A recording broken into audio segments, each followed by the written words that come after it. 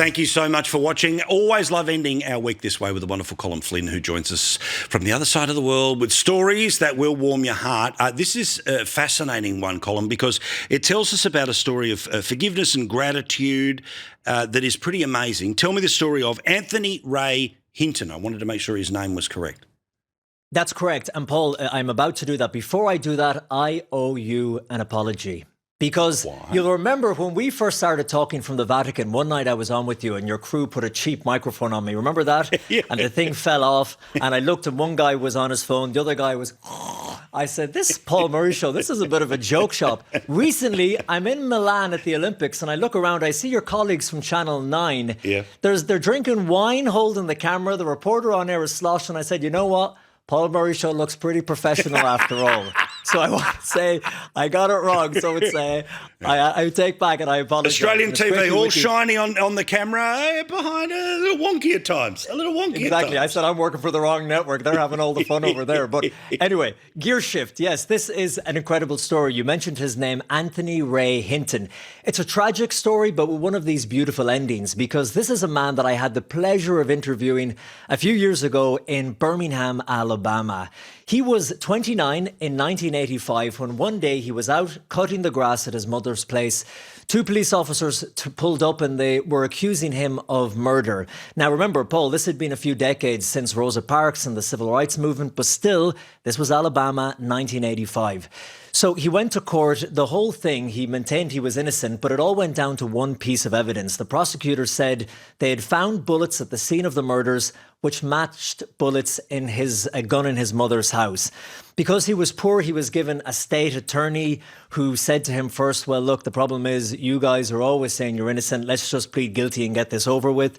He then got his own ballistics expert who was blind in one eye, had no experience. He couldn't even use the microscope. Long story short, he was found guilty, sentenced to death, Paul. He was spent 30 years on death row in Birmingham, Alabama. But what kept him going was every other day he would get a call from his mother. And he didn't have the heart to tell his mother when she would say, when are you coming out? I'm waiting for you at home. He didn't have the heart to say to her, ma'am, there is no appeal. This is it. I'm in here.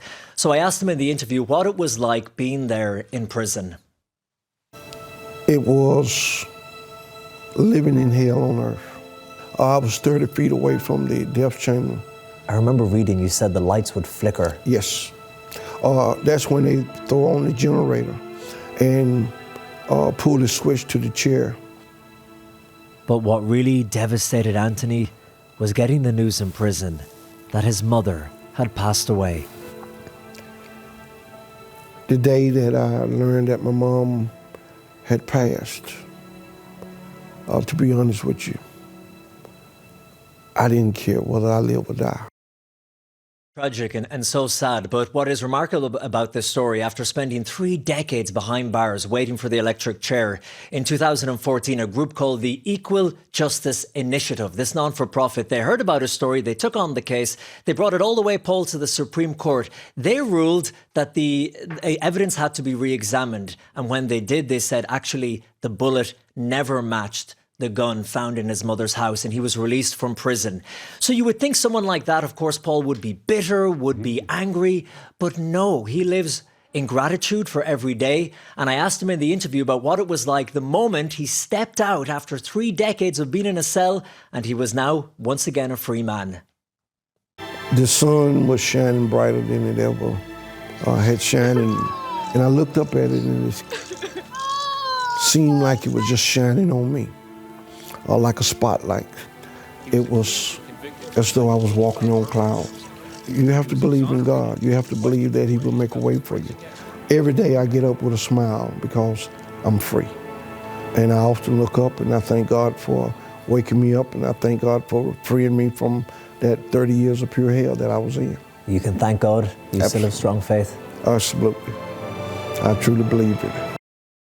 That is extraordinary. Also, is it true that the state has not made any sort of a post-deal or compensation for getting it that wrong and putting him through that torture for that long?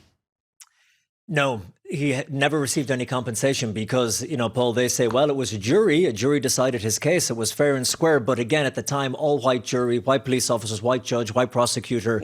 You know, now we know that things are completely different. But what he does do now, and he makes some money from it, is that he travels around schools, universities, giving talks. But he doesn't have a message of hatred or bitterness. That's the most beautiful thing about the story. In fact, when I asked him that, how are you not bitter? He said, bitterness kills the soul. If I'm waking up in the morning, looking in the mirror and angry at someone and bitter about it, they don't feel anything. It's only affecting me. It's like what St. Aquinas said, if I can evoke some Christian theology here. He said, being bitter and angry with someone and resentful is like drinking poison, but expecting the other person to die. It doesn't work that way. So remarkably, somewhere deep within him, he found this courage and this strength, even though, like, 3 decades, the formative years of his life when he could have met a woman, had a family, had a job, that was all taken from him. But he's doing well now today, and he just wants to share this message of hope and his belief in God with people all over the world. Good stuff. Thank you so much, Colm. We do appreciate it. Have a lovely weekend, and we look forward to seeing you again next week. What a lovely man.